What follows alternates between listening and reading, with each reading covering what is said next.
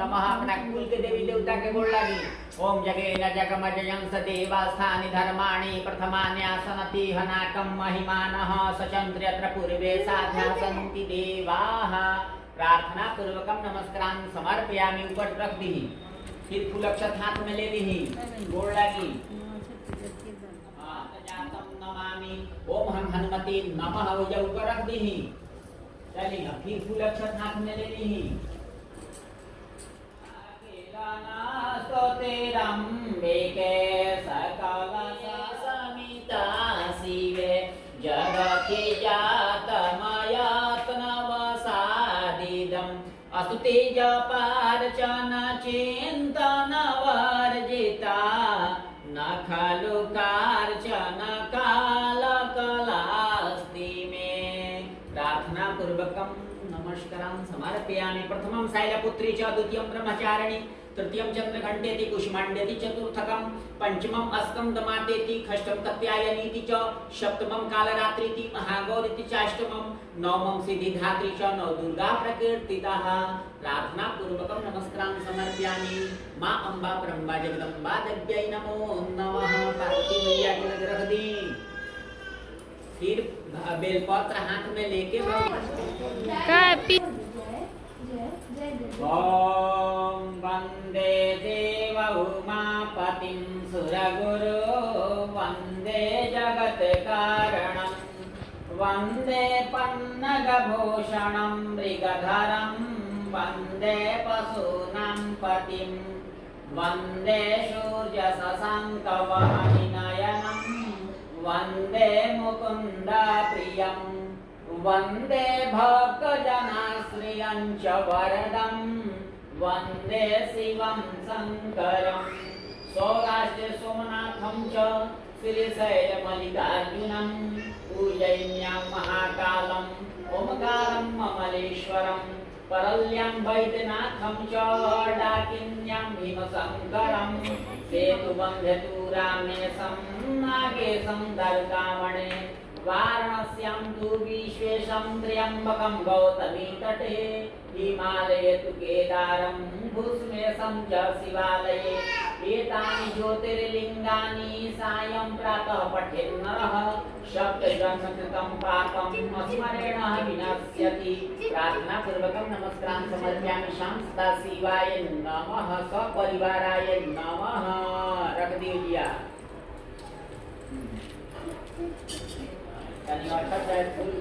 सम हम सह सोहम शिव पार्वती प्रतिमायां प्राणा इह प्राणः।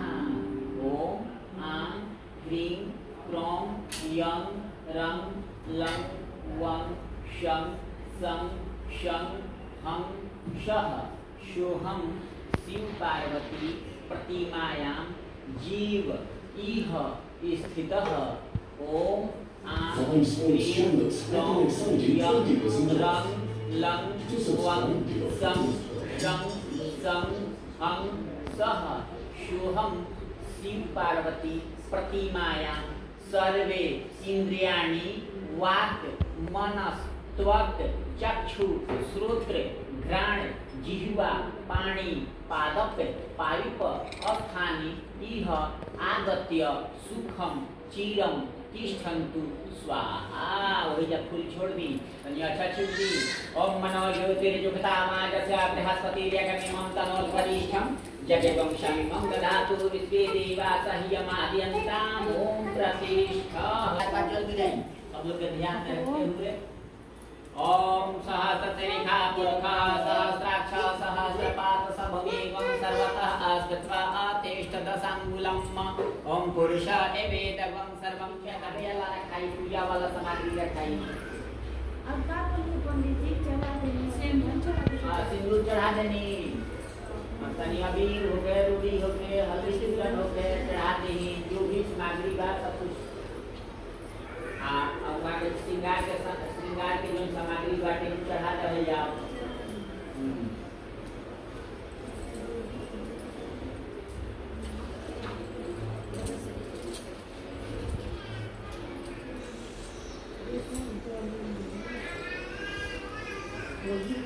हरी विग्रहानंदिते देवी सौभाग्यदायिनी तस्मात् त्वं पूजामत्रस्कं शान्ति प्रियक्षमे अभिलं च गुलालं च चोवाचन्दन्मेव च अभिरणचितदेव जलान्ति प्रियक्षमे। फूल चढ़ाई, फूल माला मल्लिकादि सुगंधिनी माला इत्यादि ने भाई प्रभु में है तानी पुष्पाणि पूज्यार्थम फूलवे चढ़ा दो लो दूध बात चढ़ा दी है।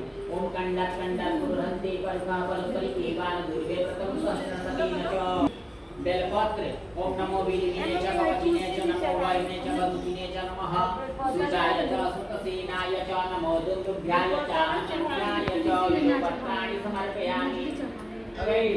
अक्षत ओम अक्षतांजलुरेखा कुंकुमक्ता सुशोभितामयानि विद्यावन्तन्निहाण परमेश्वरः परमेश्वरी सेंट तेल ओम त्र्यंबकं यजामहे सुगन्धिं पुष्टिवर्धनं उर्वारुकमिव बन्धनं मृत्युर्मुक्ष्यमामृतात् सुगन्धिद्रव्यं पुष्परसत्सुगन्धितैलानि समर्पयामि। दिया अगरबत्ती ओम चंद्रमा मनसो जातचक्षु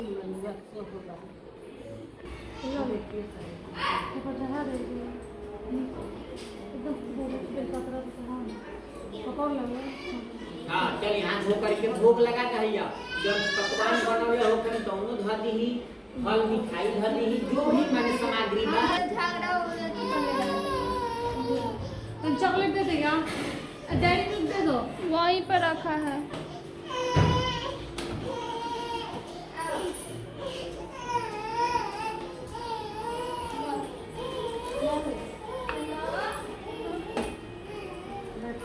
हाँ भैया बोली हाँ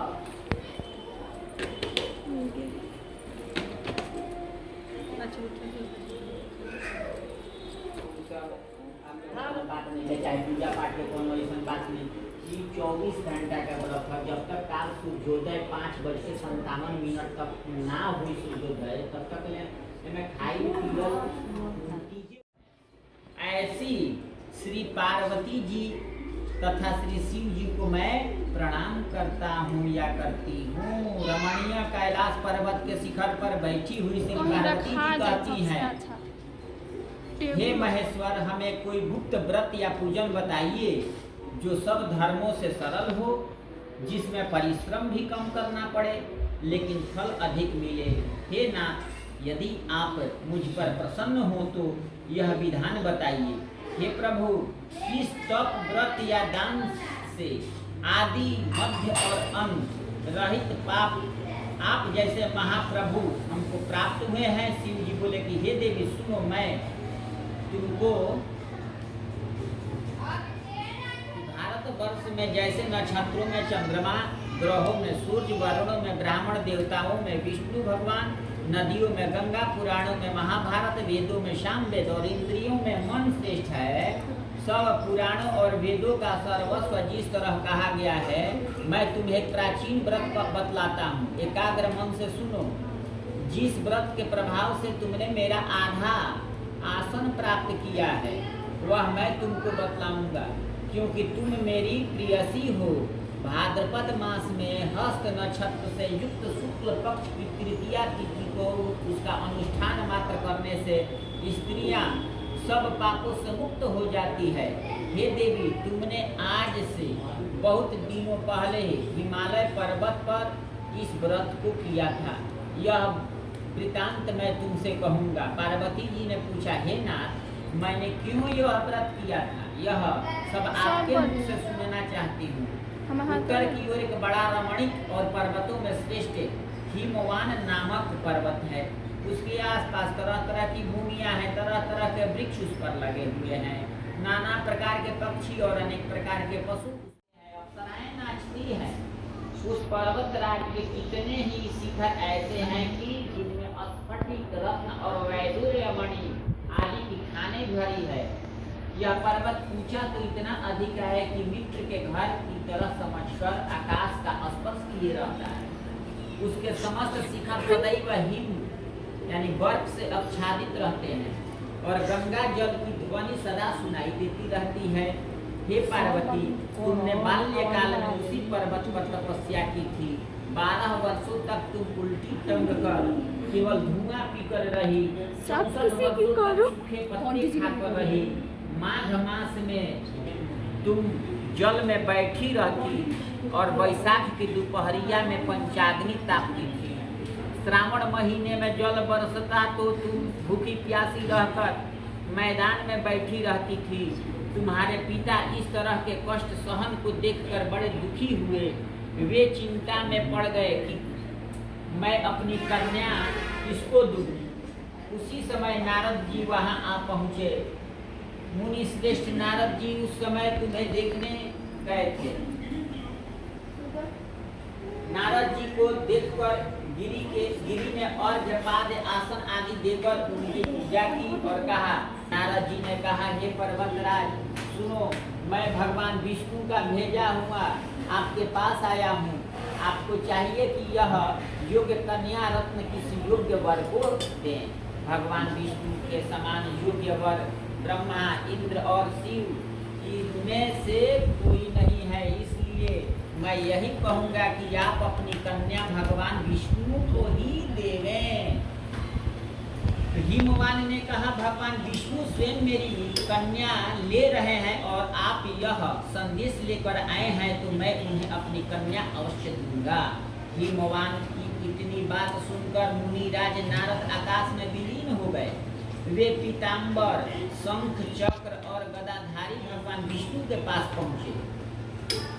वहां हाथ जोड़कर नारद जी ने भगवान विष्णु से कहा, हे देव सुनिए, मैं आपका विवाह पक्का करा दिया।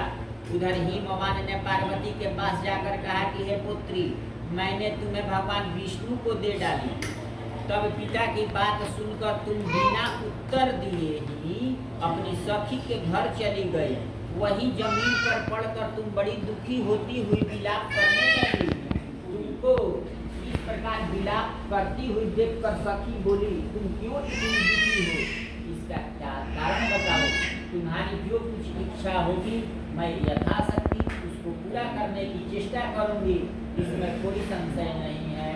पार्वती बोली कि मेरी जो कुछ अभिलाषा है उसे तुम प्रेम पूर्वक सुनो। मैं एकमात्र शिव जी को अपना पति बनाना चाहती हूँ, इसमें कुछ भी संशय नहीं है। मेरे इस विचार को पिताजी ने ठुकरा दिया है, इससे मैं अपने शरीर को त्याग दूंगी। पार्वती की इस बात को सुनकर सखियों ने कहा कि शरीर का त्याग न करो, चलो किसी ऐसे वन को चले जहाँ पिता को पता न लगे।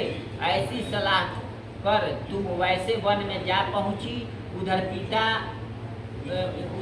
तुम्हारे पिता घर घर तुम्हें खोजने लगे। दूतों द्वारा भी खबर लेने लगे कि कौन देवता या किन्नर मेरी पुत्री को हर ले गया है। उन्होंने मन ही मन कहा, मैं नारद जी के आगे प्रतिज्ञा कर चुका हूँ कि अपनी पुत्री भगवान विष्णु को दूंगा। ऐसा सोचते सोचते हिमवान मूर्छित हो गए। गिरिराज को मूर्छित देखकर सब लोग हाहाकार करते दौड़ पड़े। जब होश हुआ तो सब पूछने लगे कि गिरिराज आप अपनी मूर्छा का कारण बताइए। हिमवान ने कहा, आप लोग मेरे दुख का कारण सुने, न मालूम कौन मेरी कन्या को हर ले गया है, और ऐसा नहीं हुआ तो डमरुआ मांगो तो सांप ने काट लिया या सिंह खा गए होंगे। हाय हाय मेरी बेटी कहाँ गई? किसी दुष्ट ने मेरी पुत्री को मार डाला। ऐसा कह वे वायु के झोंके से कांपते हुए वृक्ष के समान कांपने लगे। इसके बाद हिमवान तुम्हें वन वन खोजने लगे। वह वन भी सिंह, भालू, हिंसक जंतुओं से बड़ा भयानक हो रहा था। तुम भी अपनी सखियों के साथ उस भयानक वन में चलती चलती एक ऐसी जगह जा पहुंची जहाँ एक नदी बह रही थी। उसके रमणीय तट पर एक बड़ी सी कंदरा थी। तुमने उसी कंदरा में आश्रम बना लिया और मेरी एक बालुकामयी प्रतिमा बनाकर अपनी सखियों के साथ निराहार रहकर मेरी आराधना करने लगी। जब भाद्रपद शुक्ल पक्ष की हस्तयुक्त तृतीया तिथि प्राप्त हुई तब तुमने मेरा विधिवत पूजन किया और रात भर जाग कर गीत वाद्यादि से मुझे प्रसन्न करने में बिताया। उस व्रत राज के प्रभाव से मेरा आसन डगमगा उठा, जिससे मैं तत्काल उस स्थान पर जा पहुंचा जहाँ पर तुम अपनी सखियों के साथ रहती थी। फोन आया है, वहाँ देखो। पहुँचकर मैंने तुमसे कहा कि मैं तुम पर प्रसन्न हूँ, बोलो क्या चाहती हो। तुमने कहा मेरे देवता, यदि आप मेरे ऊपर प्रसन्न हैं तो मेरे पति बने। मेरे तथास्तु कहकर कैलाश पर्वत पर वापस आने पर तुमने वह प्रतिमा नदी में प्रवाहित कर दी और सखियों के साथ उस व्रत महाव्रत का पारण किया। हिमवान भी तब तक उस वन में तुम्हें खोजते हुए आ पहुँचे। चारों दिशाओं में तुम्हारी खोज करते करते हुए व्याकुल हो चुके थे, इसलिए तुम्हारे आश्रम के समीप पहुँचते ही गिर पड़े। थोड़ी देर बाद उन्होंने नदी के तट पर 2 कन्याओं को सोते हुए देखा। देखते ही तुम्हें छाती से लगा लिया और विलख कर रोने लगे। फिर पूछा, पुत्री तुम सिंह व्याघ्र आदि जंतुओं से भरे इस वन में क्यों आ पहुँची। पार्वती ने उत्तर दिया, हे पिताजी, मैंने पहले ही अपने आप को शिव जी के हाथों सौंप दिया था। आपने मेरी बात टाल दी, इससे मैं यहाँ चली आई। हिमवान ने सांत्वना दी कि हे पुत्री, मैं तुम्हारी इच्छा के विरुद्ध कुछ न करूँगा। वे तुम्हें अपने साथ ले घर आए और मेरे साथ तुम्हारा विवाह कर दिए। इसी से तुमने मेरा अर्धासन पाया है। तब से आज तक किसी के सामने मुझे यह व्रत प्रकट करने का अवसर प्राप्त नहीं हुआ। हे देवी, मैं यह बताता हूँ कि इस व्रत का हरितालिका नाम क्यों पड़ा। तुमको सखियाँ हर ले गई थी, इसी से हरितालिका नाम पड़ा। पार्वती जी ने कहा, हे प्रभु, आपने नाम तो बताया, अब इसकी विधि भी बताइए। इसका क्या पुण्य है, क्या फल है, यह व्रत कौन करे। श्री शिव जी पार्वती जी से कहते हैं कि हे देवी, मैंने समस्त स्त्री जाति की भलाई के लिए यह उत्तम व्रत बतलाया है। जो स्त्री अपने सौभाग्य की रक्षा करना चाहती हो वह यत्न पूर्वक इस व्रत को करें। केले के खंभे आदि से सुशोभित एक सुंदर मंडप बनावे, उसमें रंग बिरंग के रेशमी कपड़ों से चंदुआ लगाकर चंदन आदि सुगंधित द्रव्यों से वह मंडप लिपवावे। फिर शंख, भेरी, मृदंग आदि बाजे बजाते हुए बहुत से लोग एकत्रित होकर तरह तरह के मंगलाचार करते हुए उस मंडप में पार्वती तथा शिव जी की प्रतिमा स्थापित करें। उस रोज दिन भर उपवास कर बहुत से सुगंधित फूल, सुगंधित धूप, नाना प्रकार के नैवेद्य आदि एकत्र कर मेरी पूजा करें और रात भर जागरण करें। ऊपर जो वस्तुएं गिनाई गई हैं उनके अतिरिक्त नारियल, सुपारी, जम्बीरी, नींबू, लौंग, अनार, नारंगी आदि जो फल प्राप्त हो सके उन्हें इकट्ठा कर लें। उस ऋतु में जो फल तथा फूल मिल सके विशेष रूप से रखें। इसके बाद धूप दीपादि से पूजन कर प्रार्थना करें, हे शिवे, शिव रूपिणी, हे मंगले, सब अर्थों को देने वाली हे देवी, हे शिव रूपे आपको नमस्कार है। हे शिव रूपे आपको सदा के लिए नमस्कार है। हे ब्रह्म रूपिणी आपको नमस्कार है। हे जगद्धात्री आपको नमस्कार है।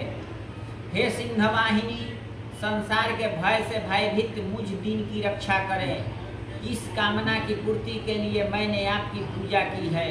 हे पार्वती, मुझे राज्य और सौभाग्य दें, मुझ पर प्रसन्न होएं। इन्हीं मंत्रों से पार्वती तथा शिव जी की पूजा करें। तदंतर विधि पूर्वक कथा सुने और ब्राह्मण को वस्त्र, गौ, स्वर्ण आदि देवें। इस तरह एक चित्त होकर स्त्री पुरुष दोनों एक साथ पूजन करें। फिर वस्त्र आदि जो कुछ हो उसका संकल्प करें। नेट तो ऑन ही ये है। देवी, जो स्त्री इस प्रकार 100% कैसे खत्म हो गया है, वह सब पापों से छूट जाती है पता न और कब उसे से 7 जन्म तक सुख तथा सौभाग्य प्राप्त होता है। जो स्त्री तृतीया तिथि का व्रत न कर अन्न भक्षण करती है तो वह 7 जन्म तक बंध्या रहती है और उसको बार बार विधवा होना पड़ता है। वह सदा दरिद्र, पुत्र शोक से शोकाकुल, स्वभाव की लड़ाकी, सदा दुख भोगने वाली होती है और उपवास न करने वाली स्त्री अंत में घोर नरक में जाती है। मांसाहार करने से बाघिन, दही खाने से बिल्ली, मिठाई खाने से चींटी और कुछ खाने से मक्खी होती है। तीज को अन्न खाने से सुकरी, फल खाने से बंदरियां, पानी पीने से जोंक, दूध पीने से सांपिन, उस रोज सोने से अजगरी और पति को धोखा देने से मुर्गी होती है। इसलिए सभी स्त्रियां व्रत अवश्य करें। दूसरे दिन सुवर्ण, चांदी, तांबा अथवा बांस के पात्र में अन्न भरकर ब्राह्मण को दान दें और पारण करें। जो स्त्री इस प्रकार व्रत करती है वह मेरे समान, भगवान शिव कह रहे हैं कि वह मेरे समान पति पाती है, और जब वह मरने लगती है तो तुम्हारे समान अर्थात पार्वती मैया के समान उसका रूप हो जाता है। उसे सब प्रकार के सांसारिक भोग और सायुज्य मुक्ति मिल जाती है। इस हरितालिका की व्रत कथा मात्र सुन लेने से प्राणी को 1000 अश्वमेध और सैकड़ों वाजपेयी यज्ञ करने का फल प्राप्त होता है। हे देवी, मैंने यह सब व्रतों में उत्तम व्रत बतलाया जिसके करने से प्राणी सब पापों से छूट जाता है। इसमें कुछ भी संशय नहीं। प्रेम से बोलिए शंकर भगवान की, पार्वती मैया की, मंगलकारी गणेश भगवान की। हो गई।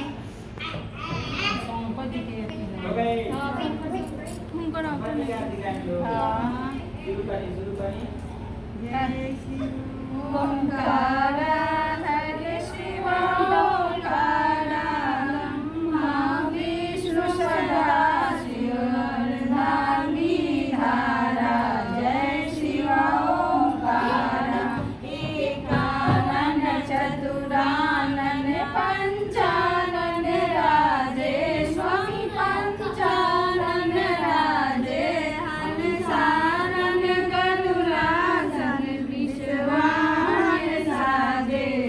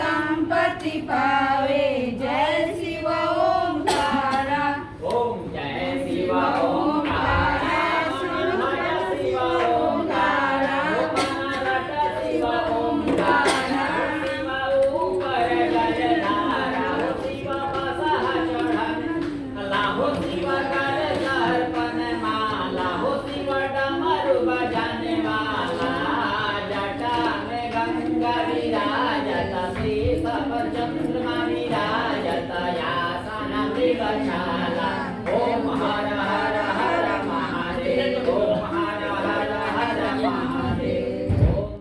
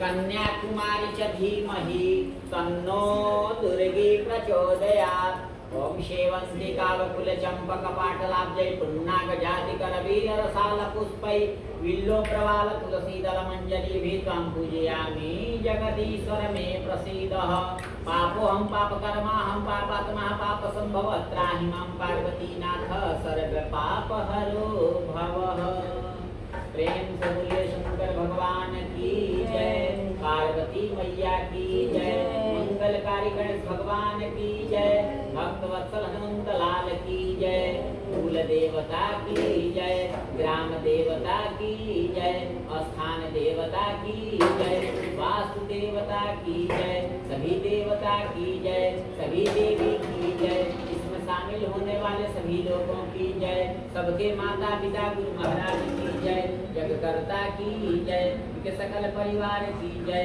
बाल गोपाल की जय कारोबार की जय जय जय श्री सीताराम हर हर महादेव चले हाथ में जल अक्षत लेनी लोगी दक्षिणा के कुछ संकल्प करनी लोगी दक्षिणा ले लेवे के चाहिए कथा सुनला के पूजा के बाद दक्षिणा देला से ही फल प्राप्त होला थोड़ी इच्छा जो करना होते हाथ में ले करके जल अक्षत दक्षिणा लेनी संकल्प बोली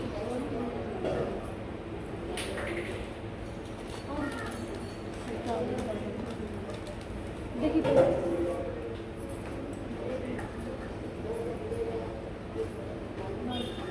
एभी हस्तगत ब्राह्मण दक्षिणा यथा यथा संख्यांक तद्पुत्राय जुगेन्द्र ब्रह्मणाय पुरोहिताय तुभ्यम अहम संप्रददे दे दी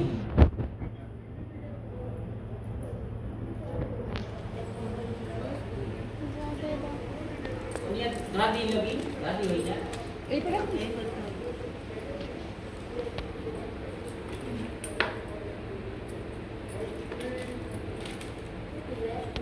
अच्छा चीटी ऊपर ओम यांतु देवगणा सर्वे पूजा मादाय मां किमिष्टिकां सिद्ध्यर्थं पुनरागमनाय च चलिए अब आसन के नीचे जल गिरा के पूजा कर ली ओम शक्राय नमः इंद्र चौराय नमः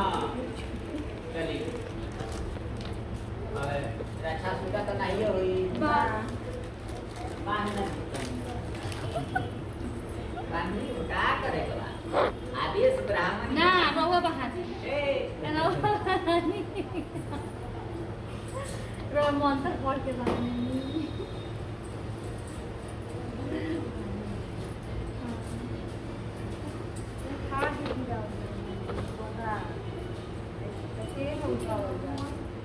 अरे वो जो रोड लगे